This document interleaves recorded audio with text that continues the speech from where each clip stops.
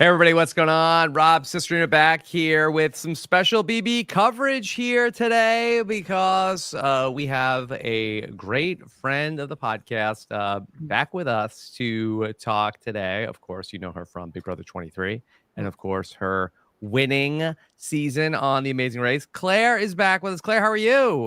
Hello, I am doing so good. So excited to be here. You know, it still is a little surreal to me that before I was ever on Big Brother, I would watch RHAP all the time. But, you know, such a pleasure to be here.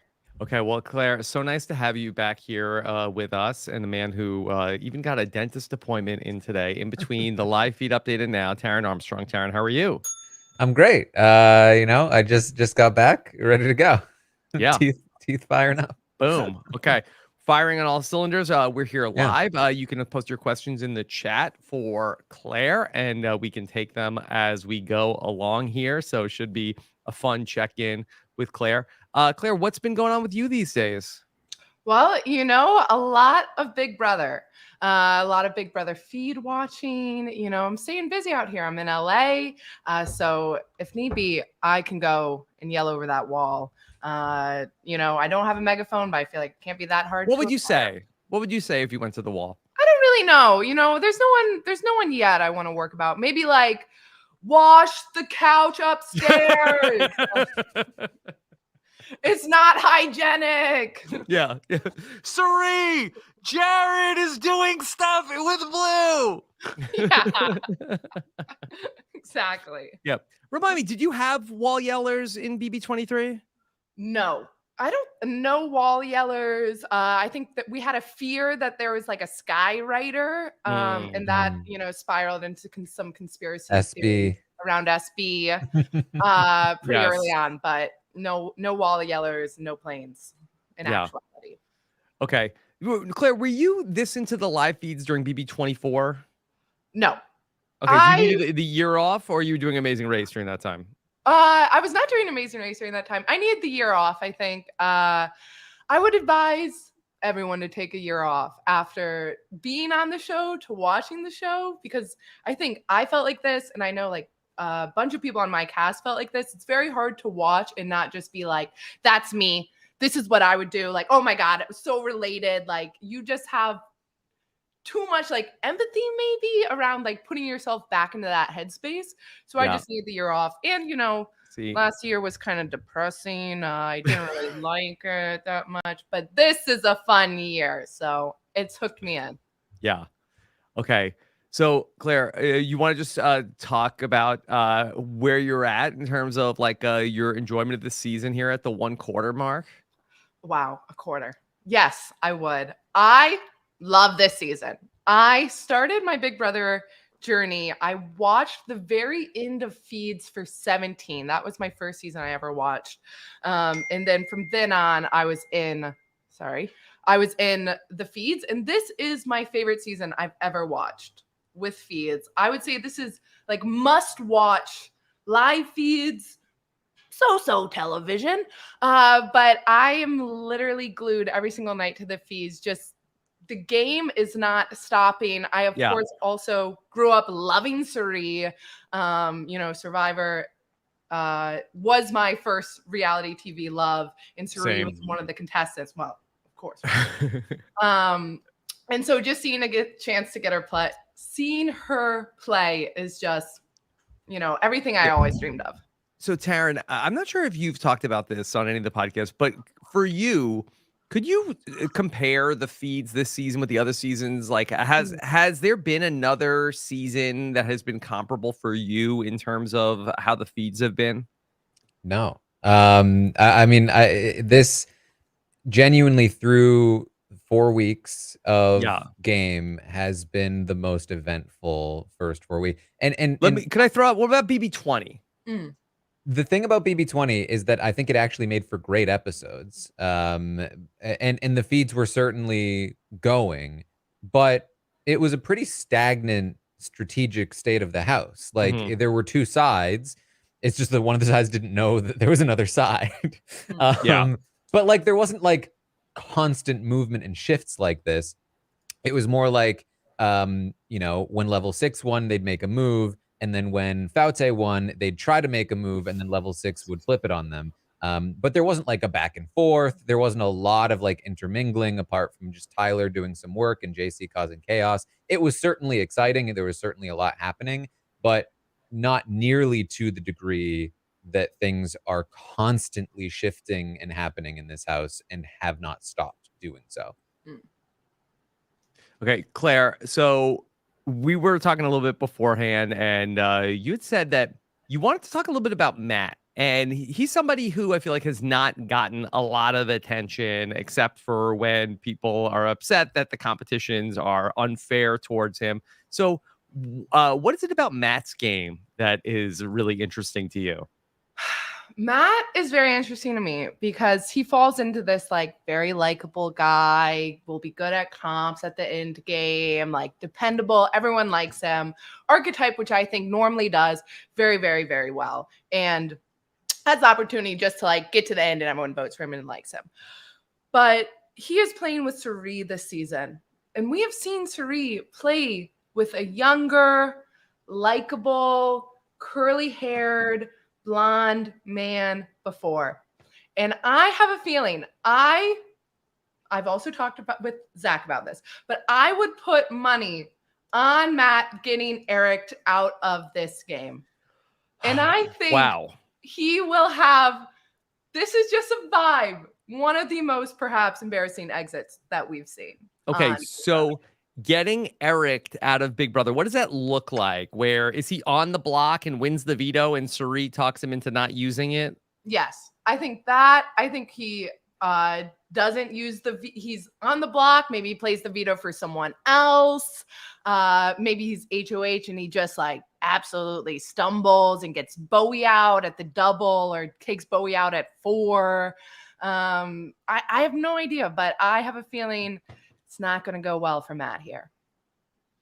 Yeah, Taran, go ahead. No, yeah, I mean, I think that's a pretty good read. I mean, I think that Matt has been doing really well for himself, like getting in with Cirie and them, playing most of the house. Red and Cam think he's in with them, and he's been giving all of his information to Cirie. But that's why he's doing well. But the trust that he has in Cirie, or seems to have in Cirie, is way more than there should be. And right now that's working out for him.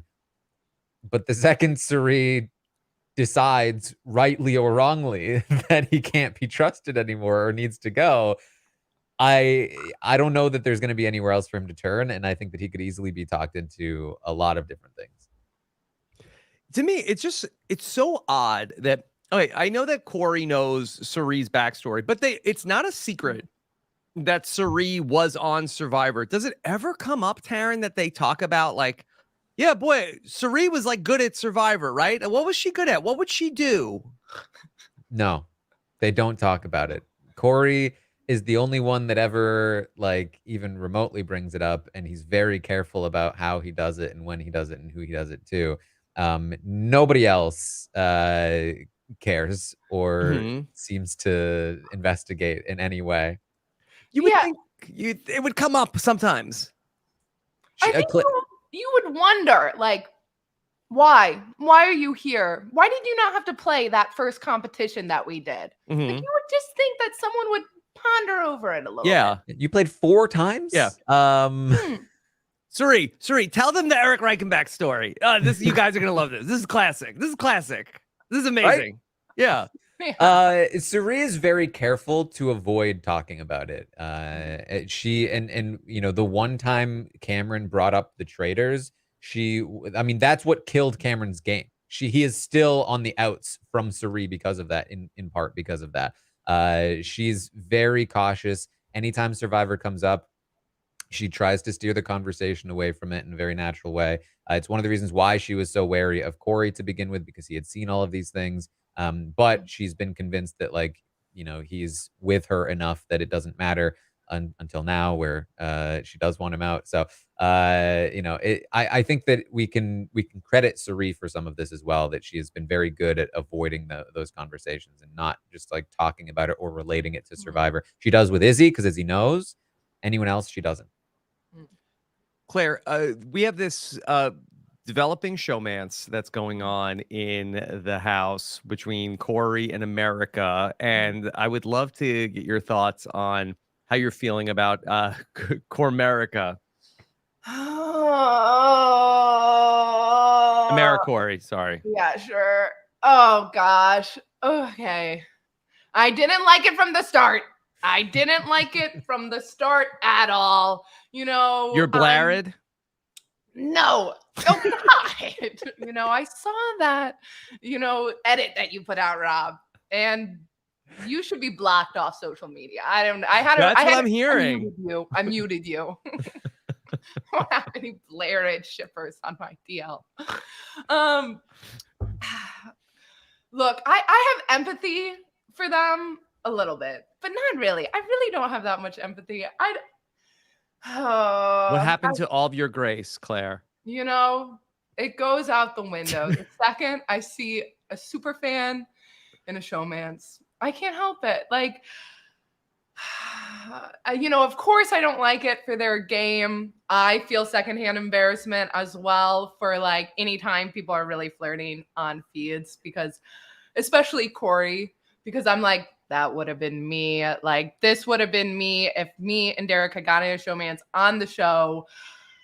Two awkward people. It's rough. It's rough to have to watch. I'll say that. Like, are they cute? Like, yeah, okay, they're cute. But I don't like what it's doing for their games. And just take your time. Just take your time. Get your head back in the game.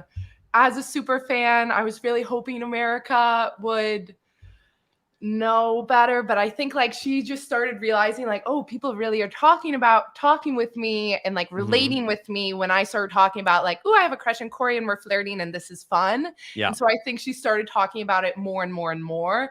And now people are just perceiving that as the absolute truth. And it's like, well, it's Corey in America. Yeah. I think these Werdenberger guys are irresistible. And maybe we look back at Survivor history and maybe it's like Marianne would not have been able to concentrate on the game had Zach not have been voted out first. Wow. This is a thought. America's biggest mistake was not convincing Riley to keep Corey on the block and vote him out. We could have seen America's dominance. Maybe in this alternate universe, in the multiverse where Corey goes home the first week, maybe America's running the game right now. Yeah. And she could be like, I'm doing it for you. I'm doing it for us, Corey. Like, what could have been? Yeah. Corey, make us some chicken parm and make it out. Yeah. Do you think there's any coming back for either of them, Claire? Can one of them potentially come away from this car wreck, if not both?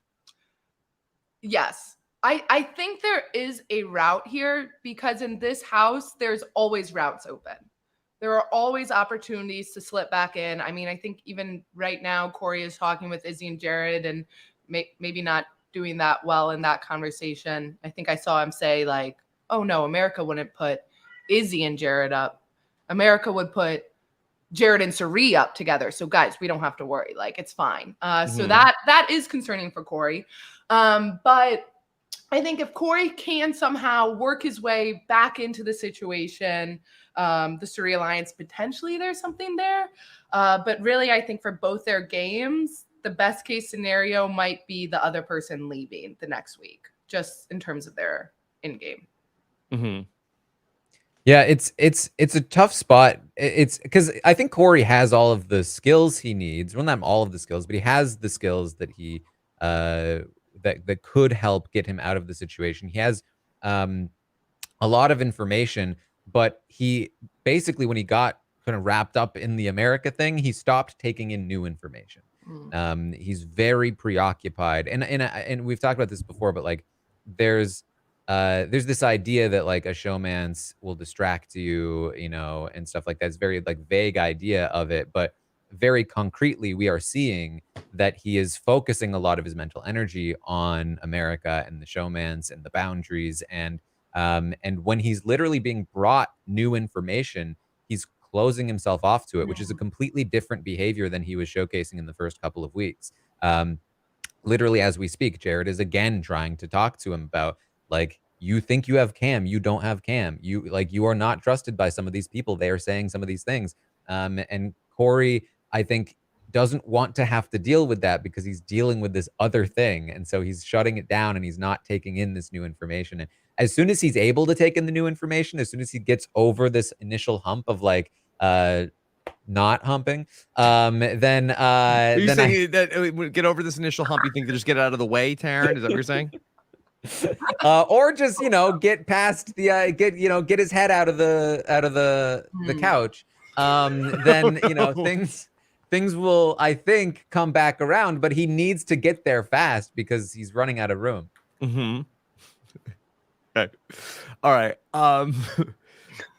Claire, do you have a preference in terms of what you'd like to see happen on Thursday? Would you like to see, would you prefer more Jag or Blue go home on Thursday? I think I would prefer Blue to leave, just because I don't want to see any more couch cleaning. Mm-hmm. And the Jag, I think, opens more like interesting possibilities in terms of working together. But kind of, I'm open to whatever. I'm open to whatever. Yeah. At this point, no matter who goes home, someone's going to be upset that there was a flip, or that Felicia will be upset there wasn't a flip. So I'm excited for it. So let me just pitch you this, and Taran, I don't think I've talked to you about this yet. Of that, I have been, I very much, I want Blue to stay.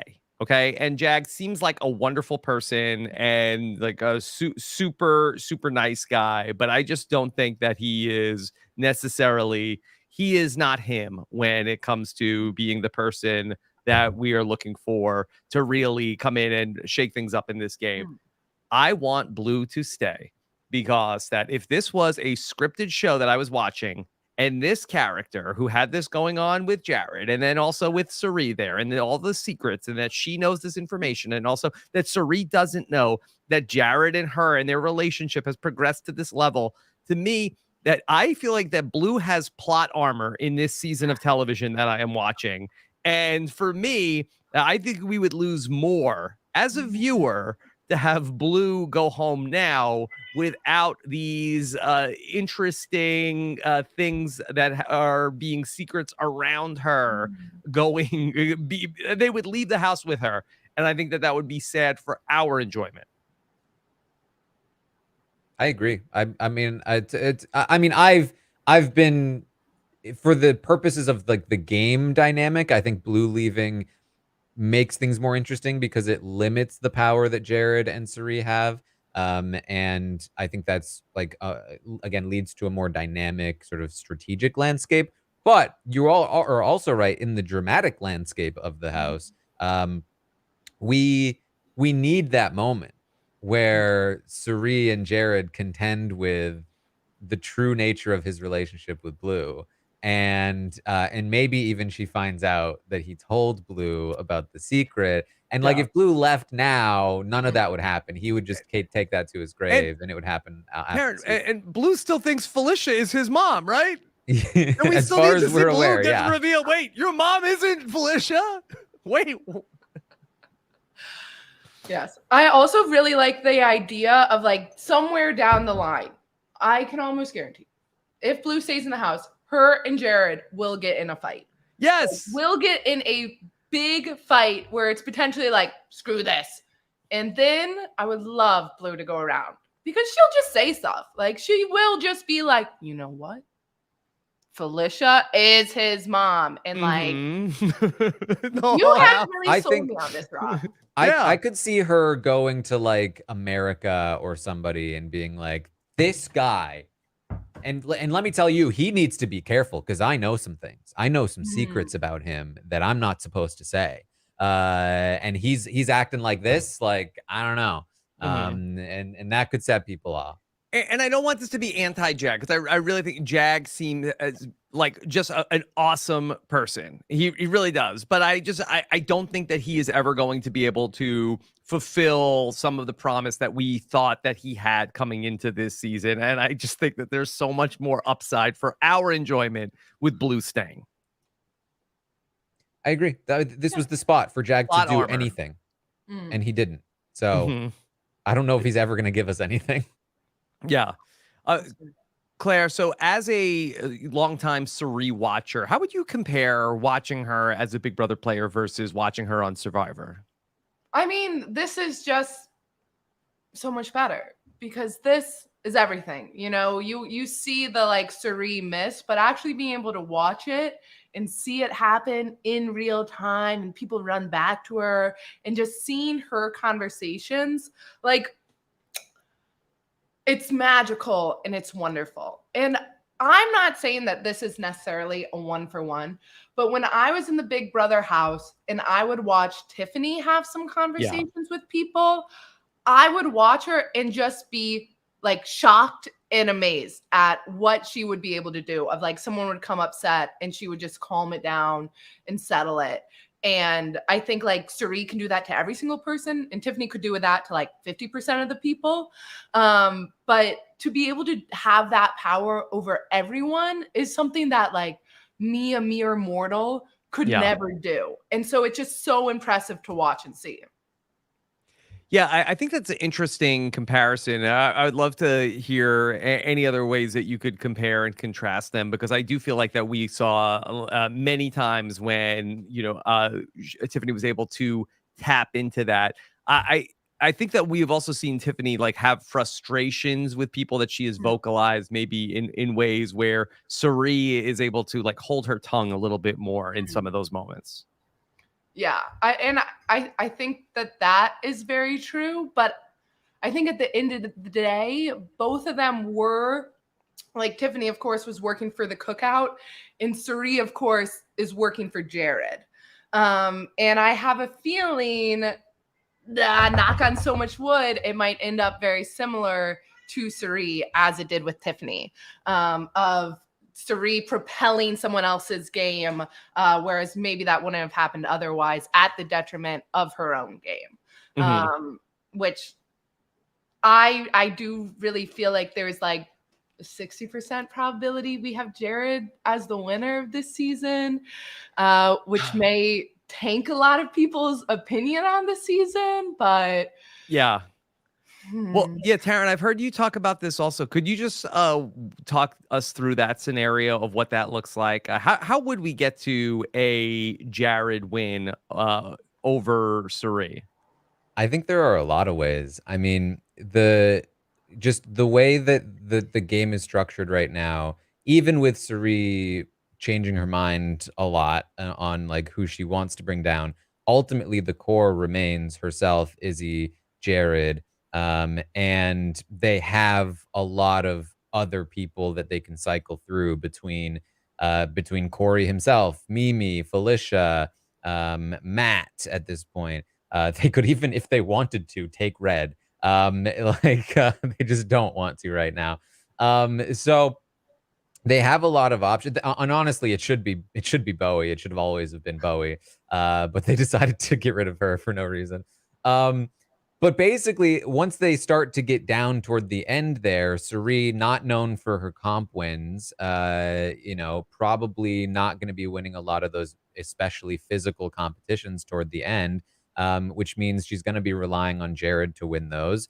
And I think that like the way that Cirie loses there is if Jared isn't able to win some of those comps, somebody like Matt who squeezes by, or Corey if he's there, or most other people that are there who would win, I think they'd be inclined to be like, well, Cirie is the big jury threat, and I think she won't argue against that. I think she will happily let herself be evicted to let Jared go down to the finals. And like I think that she's not going to get there unless they win those comps. And so the easy thing that could happen is that she gets picked off. Somebody brings Jared thinking he's easier to beat. Meanwhile, she's in the jury house making sure it's unanimous for Jared.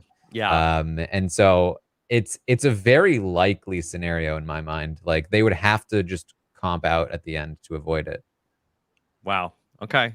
Yeah, that's the thing that I had not been thinking about, of like, what does this look like if Cirie gets to the jury and Jared gets to the final two, that I think that she will be able to vote for whatever she wants to have happen. in that scenario. So that is a real interesting one to keep an eye on. Yeah. And then, well, I could see a instance where maybe there develops an anti-Cirie and Jared sentiment in the jury house. I'm assuming here maybe Izzy gets cut, goes to jury, and tells people in jury. That's the assumption. And I could see an that contingency of like, well, that's not fair. How dare they? Da da da da da. Like, I'm gonna vote for whoever like else gets there. But I have a feeling Cirie's missed maybe too strong.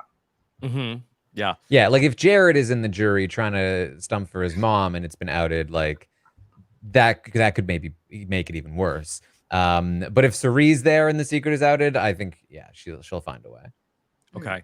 Not to get too far down the road, but do you think that Jared really would be such a end game threat in terms of the competition? Certainly, like he's a big guy, but I don't see that him like studying or like working on like any of like the game information you might need to know. Yeah, that's the problem. Have you seen anyone studying on the feeds?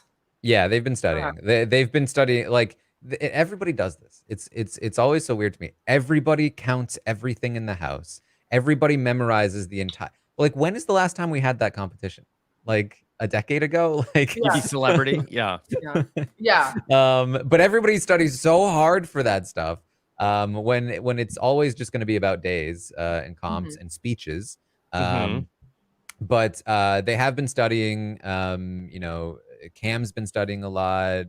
Corey. America, Cirie has been a little bit. Heisem was big on like getting the professors to study and count things, but they haven't been keeping up as much without him there. Izzy's obviously been studying, but yeah, Jared not as interested in the studying, I think. Claire, from what you've been seeing, are there any other players in the game that you think are in interesting positions? Man.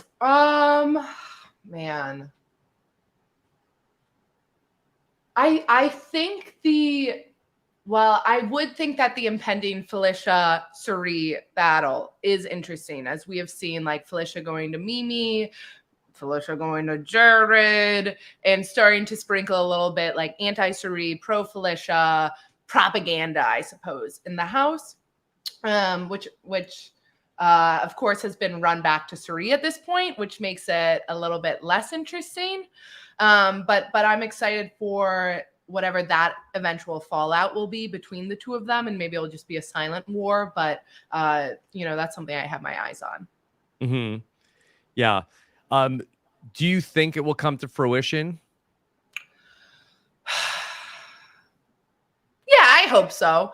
I don't know. Like I think that's eventually pretty far down the road. But if Cirie starts to get a scent that Felicia is working against her, whereas like Red isn't, Bowie might not be, we may see Felicia going sooner than later. I don't think it would be necessarily at Cirie's hands. But I could see her, prompting a Red to take that shot, a Bowie to take that shot, Core America to take that shot sooner than later. Core America sounds like the core of America. Like it sounds like a deeply patriotic, like terrorist group. The BB. Oh my god! Oh my god! It sounds like some like super PAC that people are like funneling money into. Core America. Okay. But Taran, does Felicia have like numbers to be able to potentially do anything against Cirie? No, not really. She doesn't have relationships outside of the alliance, really.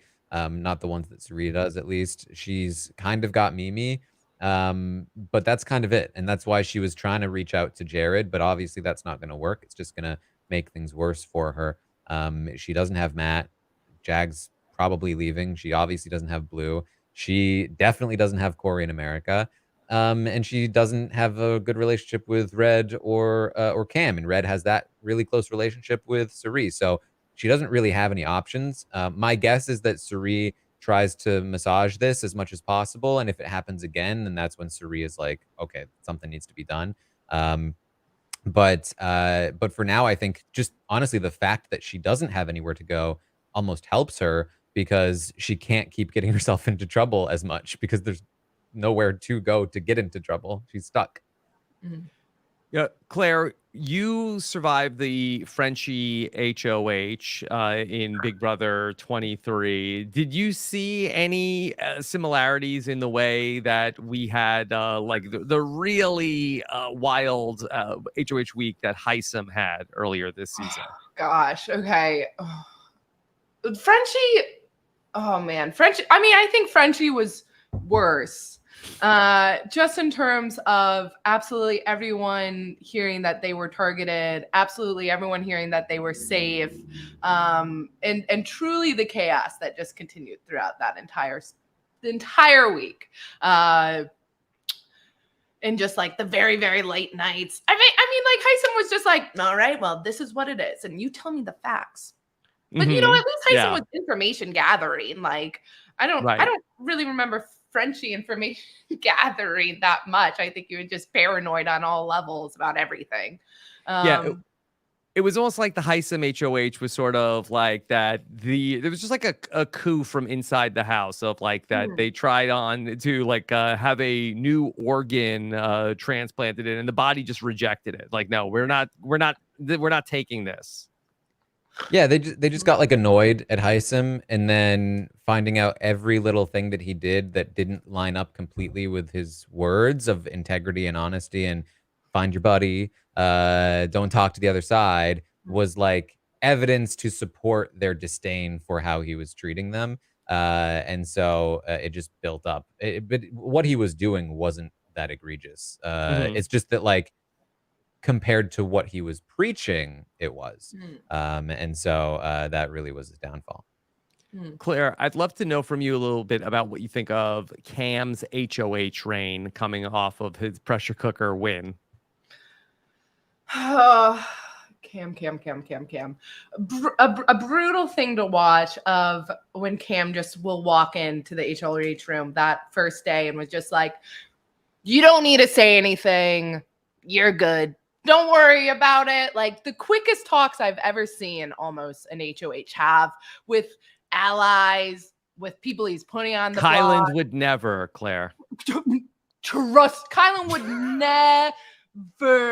The quickest convo I had with Kyland was when he was telling me I was going on the block. And that was just, hey, you're going on the block. Like, all right. Thanks for staying up 90 hours. You know, it was just you and Big D out there. It was a true shocker, but no, and that's the thing. I don't understand why he is seeking out no information. It's just the confidence, the arrogance, to even people that he's putting on the block, just being like, I love you. I just love you so much. I wish you could say, but you're going up. And that's it. And you don't need to say any words. Don't worry about it. Like, see you later. Like, good luck. Yeah, it's almost like if Mimi wishes she could play the game by herself, Cameron is playing the game by himself. Like he really just feels like there's nothing anybody could tell him that that he doesn't already know. And he genuinely acts and speaks like that at all times. And this is the results. Yeah. What's Cam a feed watcher? Like I know he's applied 5 times. I don't think so. I mean, Jeff Schroeder is one of his favorite players. So Taran, so we have a question. This is from Lil RQ Loves Anime. A question for Claire and Taran by proxy. Would you have given Cameron the 1 in the Stockwatch regardless of the result of this week? So in terms of like regardless if Blue or Jag goes? I guess so. I have not listened to the Stockwatch yet. Did you give Cameron a 1 in the Stockwatch, Taran? We didn't actually. We gave him a 2. Okay. But I guess okay. So would you have given him a 1 regardless of the result this week? Oh, I guess like if is there a certain result that would have had us give him a 1? I mean, honestly, the one that's happening, I think the calling the flip off is worse for Cameron than blindsiding him and keeping Jag.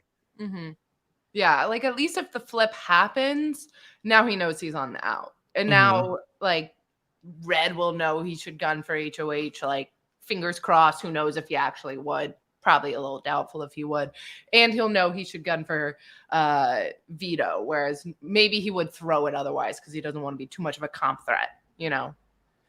Claire, we've had this vote in this past week, which similar to your season when the high roller room opened up and then everybody was getting BB bucks, that we're going to have a little bit of a sense of like, okay, who are the popular people in the house? And this has certainly sparked some conversation. Can you just talk a little bit about what that kind of information does once it gets into the house?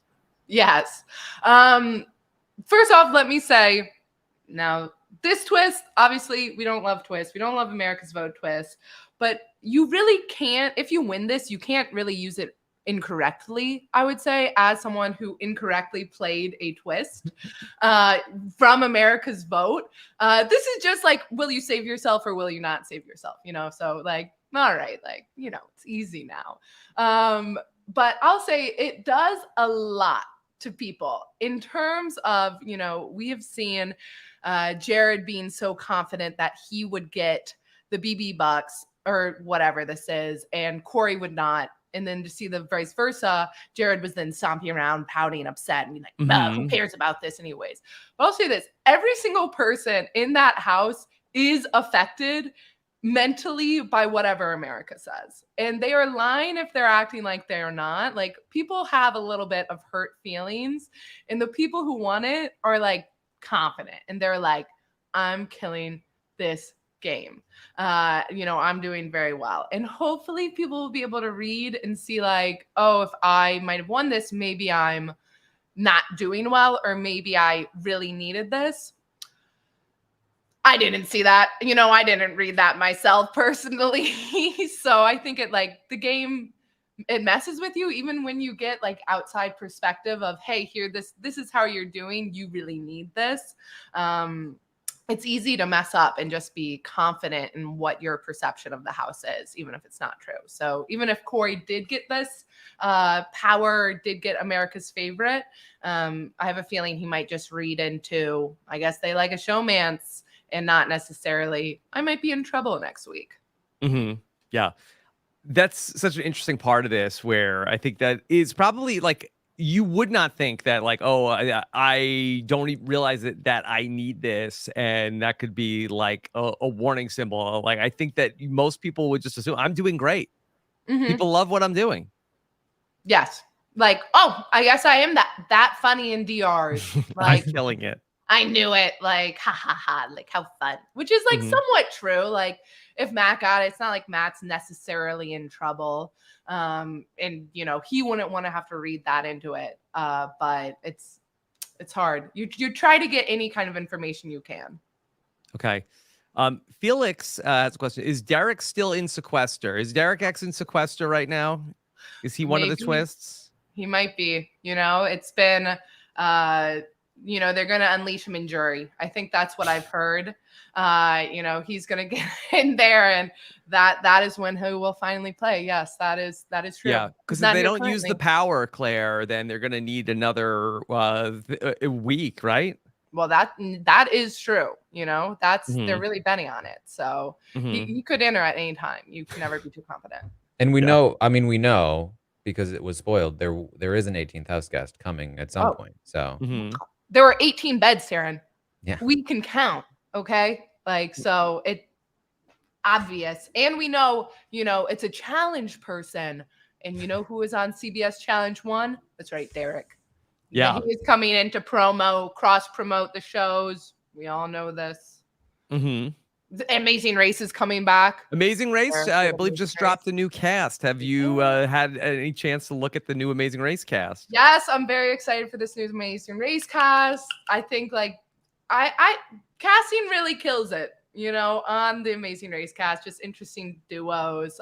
It'll be very fun. One team, they were asked like, oh, who do you want to play like in the race? And they were like, we really hope it's Kim and Penn, but I think it's going to be Derek and Claire. And so that warmed my heart, because we also wanted to be like Kim and Penn.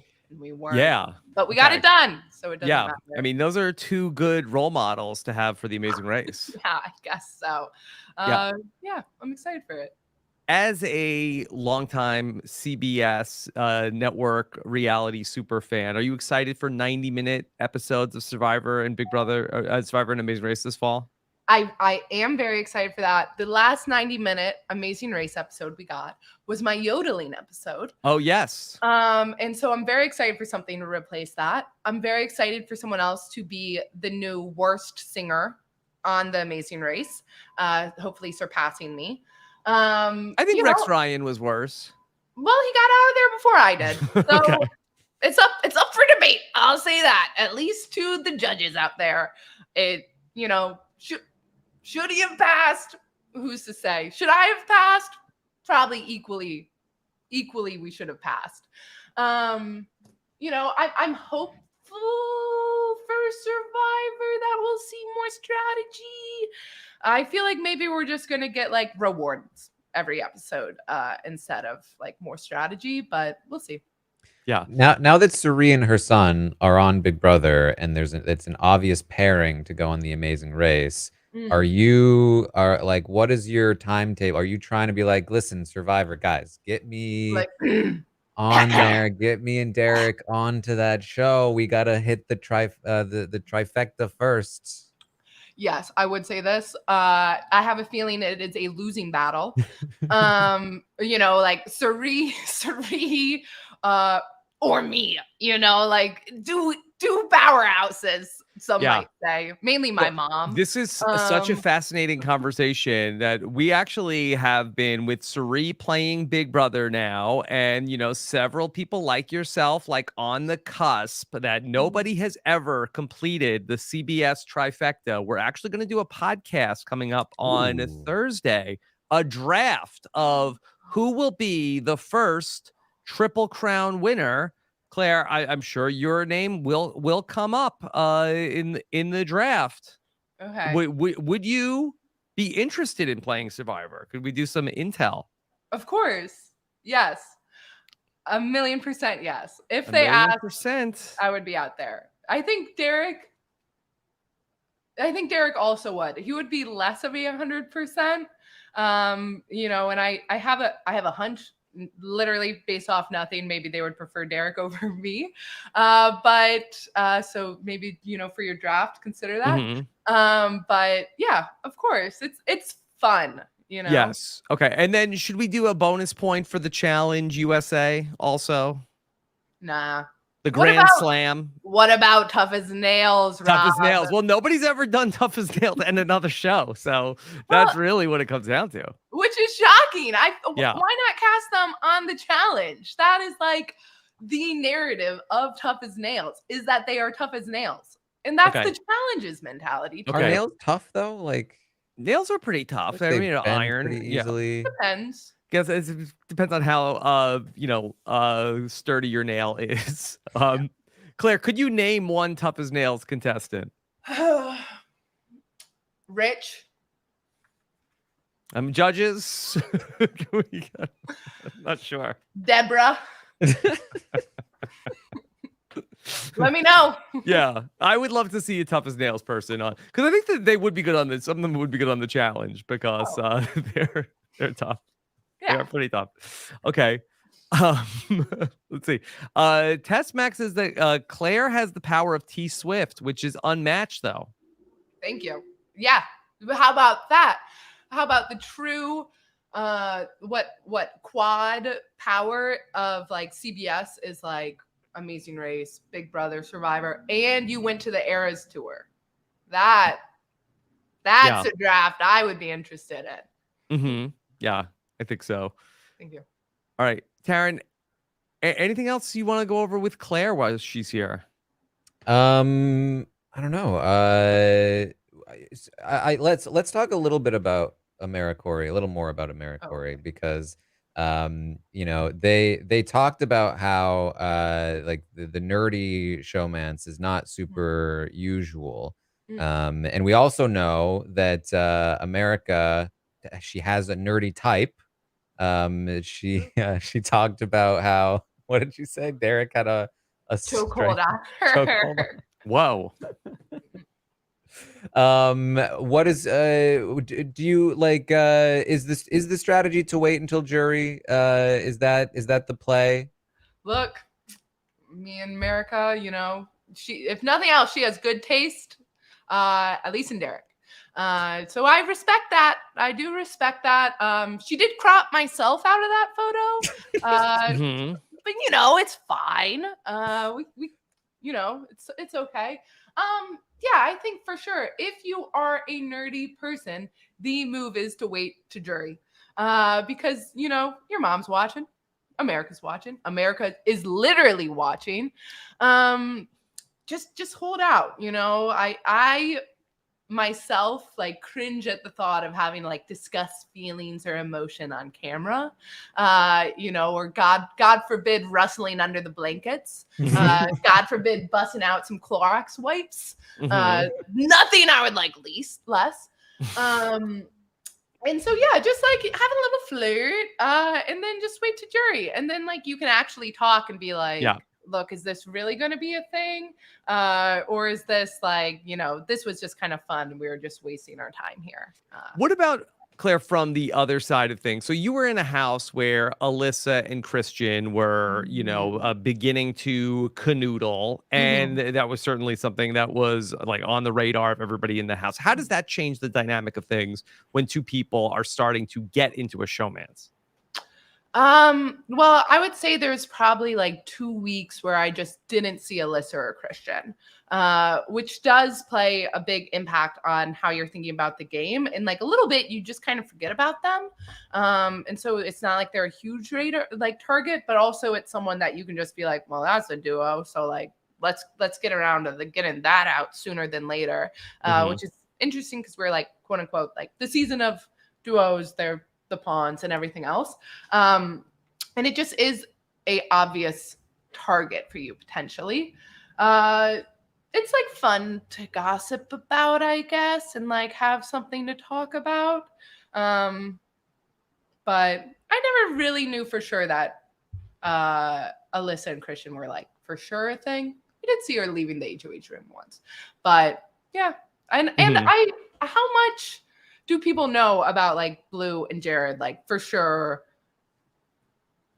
moving past bases? Yeah. I think a lot of people in the house suspect. Nobody knows, I think, for sure. And Cirie, I think, is in willful denial. Yeah, well, that's such an interesting part of this because you feel like that, as Claire was saying, like, oh, this house gossip. And you would think that, you know, nobody will think twice about gossiping to Cirie about, hey, did you hear about Blue and Jared? I heard that they were like a late night that they were in the under the covers wrestling. And I think that could have like big ramifications, like that he could be outed by, like he could never like tell his mom, but the gossip could get him. Oh yeah. And also, now this is kind of an aside. You in that house, you really talk about sex. You know, it's just a topic of conversation that comes up, or like dating and relationship. And I have no idea. I await the day that we will see Jared and Cirie in a conversation together about it. And about like, if Blue leaves, like, Jared, like, what was going on? Like, what happened? Like, he, like, tell us the goss. Like, he. I just wait for it. Or like, what if, oh my God, what if Blue stays and somehow Felicia and Jared are in a conversation together with Blue and like a few other people, and the topic arises, and Blue's just like, like, oh no. And because she thinks whatever. Felicia is Jared's mom, but she could talk to Cirie, another woman in the house, about like you know how guys are. Oh my gosh. Yeah, I mean, the last time Cirie had a conversation with Jared about Blue and like the relationship with Blue was like, I think a week or two ago, where she was like, listen, you inherited my iron willpower. You'd better put that into use when it comes to this situation. He was like, of course. I have willpower. I have the discipline. Don't worry about it. So yeah, I we need to know. We need to know what's gonna happen when she finds out. Yeah. I just would like to have, instead of like the "we'll be right back" when they go to like the kennel, like could we get just like a live feed on how Jared's dog is doing when the feeds go down? That would be like a useful update for us. Two birds with one stone. The dog didn't do anything wrong. Hopefully the dog's living it up, living life, Yeah. Yeah. In a new So home. maybe the or social something like media account. Yeah. Collecting cobwebs. Yeah. Sure.